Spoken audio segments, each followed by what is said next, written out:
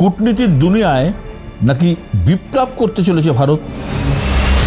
America, চীন, রাশিয়ার দাদাগিরিকে খতম করে দেবে। এবার নাকি তৈরি হচ্ছে নতুন জোট। কেন আরজি নিয়ে দিল্লিতে এসেছিলেন ইউরোপের নেতারা? উদ্দেশ্য কি শুধুই বাণিজ্য, নাকি এই সফরের পিছনে রয়েছে অন্য অঙ্ক? দীর্ঘ 200 বছর এক ইউরোপিয়ান শক্তি শাসন করেছে আমাদের ভারতকে। এবার গোটা ইউরোপকে নেতৃত্ব দেওয়ার সুযোগ এসেছে ভারতের কাছে। ভারত কি পারবে এই অসাধ্য সাধন করতে? ইউরোপের 27টি দেশকে নিয়ে তৈরি হয়েছে ইউরোপিয়ান ইউনিয়ন। একটা সময় গ্রেট ব্রিটেন এই ইউনিয়নের সদস্য ছিল। 2020 সালে ব্রিটেন এই ইউরোপীয় ইউনিয়ন ছেড়ে বেরিয়ে যায়। বর্তমান এই ইউনিয়নের সভাপতি Ursula von der Leyen, Dutch নাগরিক। এবার রিপাবলিক ডেতে তিনি ছিলেন ভারতের প্রধান অতিথি। দিল্লিতে প্যারেডের সময় প্রধানমন্ত্রী নরেন্দ্র মোদীর পাশে দেখা গেল তাকে। ইনি ইউরোপীয় ইউনিয়নের সভাপতি উর্সুলা। দিল্লি ছাড়ার আগে উর্সুলা বলে গেলেন যে ভারতের সাফল্যের মধ্যে শুধু ভারতের নয়, গোটা ইউরোপের স্বার্থ জড়িয়ে আছে।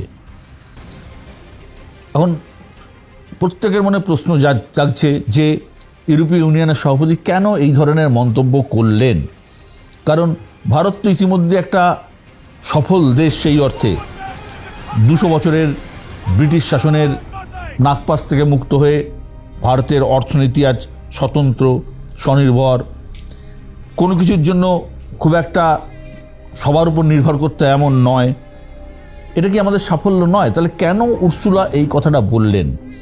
তবে কি অন্যদিকে কোনো ইঙ্গিত করতে চাইছেন তিনি? তবে কি নতুন কোনো উদ্যোগ নিয়েছে নয়াদিল্লি, যার সাফল্য কামনা করলেন ইইউ এর সভাপতি? কি সেই উদ্যোগ? আমরা আসবো সেই উদ্যোগে। প্রথমে বলি, উর্সুলা নন একা।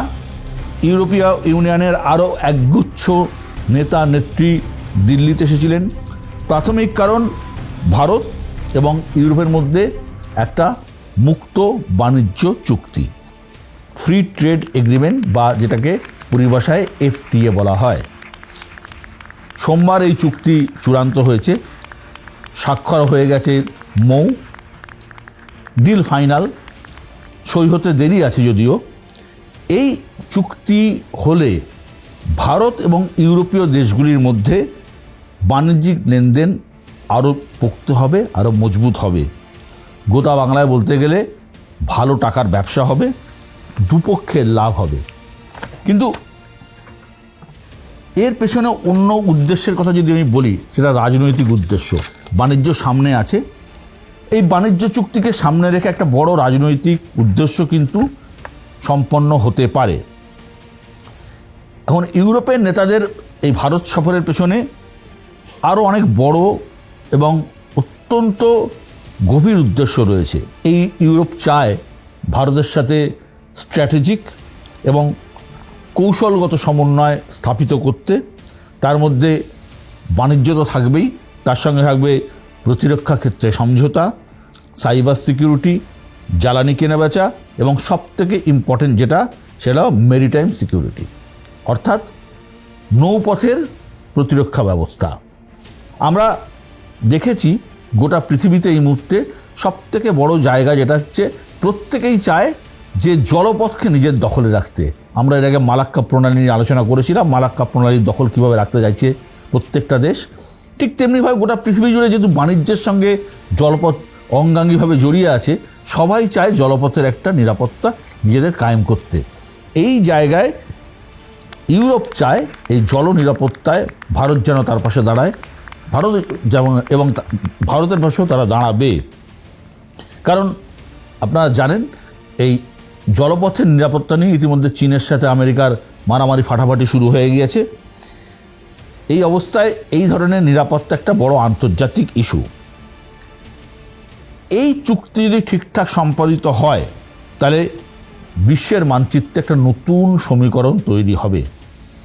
এখান থেকে উঠে আসছে আসল প্রশ্ন যে ভারত কেন? ইউরোপের এমন ভারত প্রেম তো কেউ কখনো দেখেনি। হঠাৎই ভারতের প্রতি এত আকর্ষণের কারণটা ঠিক কি ইউরোপীয় ইউনিয়নের? এটা বুঝতে গেলে ভূকৌশলগত কিছু জিনিস আপনাকে বোঝাতে হবে। সেটা হচ্ছে এই ইউরোপ, গোটা ইউরোপ এমন একটা জায়গায় অবস্থিত, ইউরোপের একদিকে আটলান্টিক পের হলেই আমেরিকা, আর ইউরোপের আরেকটা দিকে রাশিয়া, আর তুরস্ক পার হলেই হয়ে যাবে এশিয়া।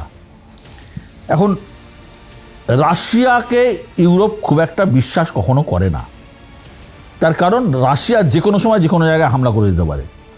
ইউক্রেনে যুদ্ধ লাগিয়ে দিয়েছে, পোল্যান্ডের সাথে যুদ্ধ লাগবো করছে, যদিও হয়তো লাগবে না, কিন্তু শত্রুতা লেগে আছে। রাশিয়াকে কন্ট্রোল করার ক্ষমতা ইউরোপের অন্তত নেই। এখন ইউরোপীয় ইউনিয়নগুলো পুতিনের দেশের ওপর একগাদা নিষেধাজ্ঞা চাপিয়ে রেখেছে, তাতে বিরাট যে কাজ হচ্ছে এমন কিন্তু নয়। চীনের সঙ্গে ব্যবসা করে ইউরোপ দেখে নিয়েছে যে দিনের শেষে ইউরোপের ভাগে, ইউরোপের কাছে লবডঙ্কা। গোটা ইউরোপ চীনের বাজারে ভরে গেছে, চীনের মালে ভরে গেছে, সস্তার মালে ভরে গেছে, এবং ইউরোপ তার জমি হারাচ্ছে। সুতরাং চীনের সাথে ব্যবসা করে কোনো লাভ নেই। রইল বাকি আমেরিকার ডোনাল্ড ট্রাম্প সরকার যে কোনো সময় যে কোনো দেশ দখলের হুঁশিয়ারি দিয়ে যাচ্ছে, এবং আগামী দিনে কাকে হুঁশিয়ারি দেবে কেউ জানে না। কথা না শুনলে ট্যাক্স চাপিয়ে দিচ্ছে, কাউকে 50%, কাউকে 25%, কাউকে 150%, কাউকে 200% বলছে। এখন এই হুমকির কোনো শেষ নেই। ব্যবসা বাণিজ্য প্রায় অলমোস্ট শেষ হয়ে গেছে।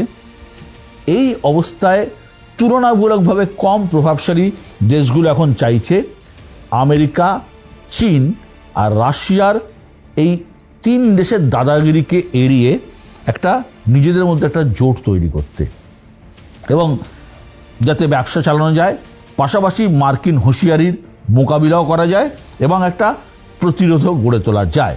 এবং সেই কারণেই তাদের এই ভারত প্রেম। এবার আপনি যদি ব্যবসার দিক থেকে আসেন, আপনি পৃথিবীর যে প্রান্তেই থাকুন না কেন, ব্যবসা করতে গেলে আপনাকে এশিয়া প্যাসিফিক অঞ্চলে আসতেই হবে। তার কারণ এখানকার বিপুল জনসংখ্যা, এবং জনসংখ্যা শুধু নয়, বিপুল খনিজ পদার্থ এখানে রয়েছে, তেল থেকে শুরু করে সোনা, নানা ধরনের রয়েছে। সুতরাং এই জায়গার গুরুত্ব কেউ অস্বীকার করতে পারবে না। এবং প্রশান্ত মহাসাগরের পশ্চিম তীরে বর্তমানে গোটা পৃথিবীর মোট জিডিপির প্রায় 60% আসে এই পশ্চিম এশিয়ার অঞ্চলগুলো থেকে। আর আটলান্টিকের পাশে দাঁড়িয়ে এশিয়া প্যাসিফিকের দিকে তাকালে যে দেশটার দিকে সবার নজর যায় তার নাম ভারত।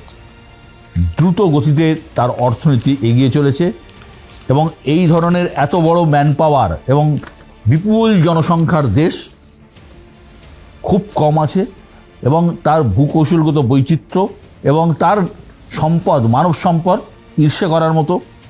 এবং বিদেশ নীতির দিকেও স্বতন্ত্র। বিদেশ নীতির দিকে এমন নয় যে সবার সাথে তার সম্পর্ক ভালো, আবার এমন নয় সে কোনো অক্ষে বিরাজ করছে। পাশাপাশি পরমাণু শক্তিধর দেশ। তাই ইউরোপ চায় ভারতের সঙ্গে সমঝোতা করতে, অন্যদেরকে চাপে রাখার জন্য। এখন ইউরোপের কাছে বিষয়টা অনেকটা দায়ে পড়ে এগিয়ে আসা। তার কারণ 2004 সালে ভারত আর ইউরোপের মধ্যে একটা কৌশলগত সম্পর্ক তৈরির সিদ্ধান্ত নেওয়া হয়েছিল। তারপর 2007 সালে মুক্ত বাণিজ্য চুক্তি নিয়ে আলোচনা শুরু হয়। কম করে 15 বার দুপক্ষের মধ্যে বৈঠক হয়েছে, কিন্তু কোনো লাভ হয়নি। উল্টে 2013 সালে বিষয়টাকে ঠান্ডা করে পাঠিয়ে দিয়েছিল ইউরোপীয় ইউনিয়ন। অফিসিয়াল কারণ হিসেবে ইউরোপের নেতারা জানিয়েছিলেন যে আমেরিকার সাথে ভারতের অসামরিক পরমাণু চুক্তি তারা নাকি মেনে নিতে পারেননি। আসলে ব্যাপারটা হলো, সেই সময় ইউরোপের কাছে অনেক বিশ্বাসযোগ্য দেশ ছিল চীন, এবং হয়তো চীনের কারসাজিসের মধ্যে ছিল যে সেই সময় চীন এতটাই তার কাছের যে সমস্ত কিছু তাদের চীনের সাথে হতো, ব্যবসা বাণিজ্য যা কিছু। কিন্তু পরবর্তীকালে ইউরোপের নেতারা বুঝলেন যে চীনের সাথে ব্যবসা করলে লাভ চীনের, তাদের কোনো লাভ নেই। তো পরিস্থিতি তখন থেকেই বদলানো শুরু করলো, যখন আমেরিকা ভারতের সাথে আলাদা একটা বাণিজ্যিক চুক্তি তৈরি করলো, তখন ইউরোপ দেখলো যে তাদের কিন্তু শিয়রে সংক্রান্তি। তবে ভারতের দৌড়ে ইউরোপের এভাবে চলে আসার পিছনে আরও কারণ রয়েছে। তার একটা বড় কারণ, ভারত সম্ভবত পৃথিবীর একমাত্র দেশ যারা আমেরিকার এত বড় হুমকি সত্ত্বেও তারা আমেরিকাকে এড়িয়ে গোটা পৃথিবী জুড়ে বাণিজ্য করে যাচ্ছে। কিন্তু ভারতের বাণিজ্য কিন্তু থেমে নেই। ভারত ধরুন রাশিয়াতে আছে, ভারত ইরানেও আছে, ভারত আমেরিকাতেও আছে। এই ভারতকেই কিন্তু পাশে চাইছে ইউরোপ। উর্সুলা এই ভারতেরই সাফল্য চেয়েছেন। এখন প্রশ্ন হলো, ইউরোপীয় ইউনিয়নের সঙ্গে ভারতের সম্পর্কের পথ কতটা মসৃণ হবে। প্রথমত, বাণিজ্য চুক্তি চূড়ান্ত হওয়ার পর তার খসড়া বিভিন্ন ভাষায় অনুবাদ করে ইউনিয়নের 27টি দেশে পাঠানো হবে।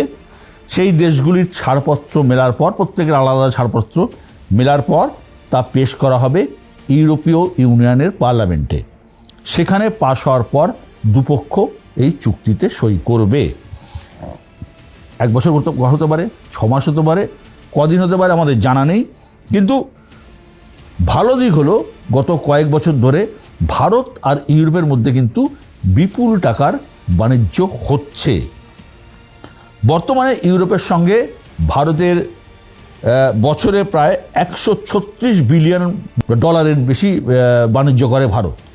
এখন নয়া চুক্তি হলে এই বাণিজ্যের পরিমাণ আরও অনেক বাড়বে। কিন্তু এই সুসম্পর্কের পথে কাঁটাও কিন্তু আছে। দুপক্ষের এমন কিছু শিল্পনীতি আছে যেটা একে অপরের বিরোধী, খাপ খায় না। যেমন ধরুন, ভারতের সাথে ইউরোপের যে ব্যবসা হয়, সেখানে ইউরোপ থেকে যে মদ বা দুধজাত পণ্য আসে তাতে প্রায় 150% শুল্ক নেয় ভারত। এখন এই ইউরোপ থেকে যদি সস্তায় মদ এবং দুধ, ঘি, মাখন আসতে শুরু করে, তাহলে আমাদের দেশের সংস্থাগুলো মার খাবে, আমাদের ক্ষতি হবে। এটা একটা যেমন সমস্যা, ঠিক আরেকটা বড় সমস্যা হচ্ছে যে পরিবেশ দূষণ বাড়তে পারে এমন কোনো কারখানায় তৈরি পদার্থ নিজের এলাকায় ঢুকতে দেয় না ইউরোপ। এবং আমাদের দেশে এটা অনেকটাই সত্যি কথা বলতে কি, আমাদের দেশে বহু পদার্থ আছে যেখানে পরিবেশ দূষণ ছড়ায়, কিন্তু আমাদের বাণিজ্যের কথা মাথায় রেখে অনেক কিছু ইগনোর করা হয়। কিন্তু ইউরোপ আবার এগুলো থেকে ঢুকতে দেবে না। ভারতের বহু পণ্য এই তালিকায় পড়ে যেতে পারে। সেক্ষেত্রে কী হবে?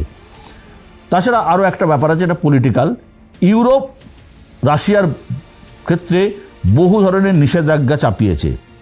আবার ভারত সেই রাশিয়া থেকে একটা বড় পরিমাণের তেল কেনে। সেক্ষেত্রে কি হবে? এগুলো অনেক রকম সমস্যা, ছোটোখাটো সমস্যা রয়েছে। রিপাবলিক ডের সকালে যখন প্রধানমন্ত্রী নরেন্দ্র মোদীর পাশে প্যারেড দেখছেন ইউরোপীয় ইউনিয়নের সভাপতি, তখন যে যুদ্ধাস্ত্রের মহড়া বা দেখানো হচ্ছে রিপাবলিক ডের প্যারেডে, তার বেশিরভাগটাই কিন্তু রাশিয়ায় তৈরি। এখন দায় দুপক্ষের, ভারতেরও দায় রয়েছে। তার কারণ, আমেরিকার বাজার বন্ধ হয়ে গেলে, ইরানের বাজার বন্ধ হয়ে গেলে, চীনের সাথে ইতিমধ্যে যে সম্পর্ক জানেন, সেক্ষেত্রে ভারতেরও মালপত্র বাজারে বিক্রি করার জন্য বাজার দরকার। ইউরোপ একটা বড় জায়গা, ইউরোপের বাজার রয়েছে। পাশাপাশি ইউরোপের কাছেও দিল্লি অত্যন্ত গুরুত্বপূর্ণ। শুধুমাত্র পরমাণু শক্তিধর দেশ নয়, ভারতের মানব সম্পদ, ভারতের বিরাট অর্থনীতি এবং ভারতের বিরাট বাজার ইউরোপের কাছে জরুরি। তাই ভারতের শর্ত মেনেই দোস্তিতে রাজি হয়েছে তারা। তাদেরও যেমন উপায় নেই, ভারতও কিন্তু এই লাইনে এগিয়ে চললে ইউরোপের উপর কর্তৃত্ব ভারতের কিন্তু অনেকটাই কায়েম হবে, যেটা আগামী দিনের রাজনীতিতে ভারতের কাছে একটা অত্যন্ত গুরুত্বপূর্ণ বিষয় বটে। এই কারণে ইউরোপ এই মুহূর্তে সেই অর্থে ইউরোপের নেতা নেই। রাশিয়ার মতো চলে, ব্রিটেন কমজোরি, জার্মানি আর ফ্রান্স টিম করে টিকে আছে। ইউরোপের কাছে কিন্তু অপশান কম। সুতরাং উভয়কেই দরকার। এখন চুক্তি কত তাড়াতাড়ি সম্পাদিত হয় সেটাই এখন দেখার।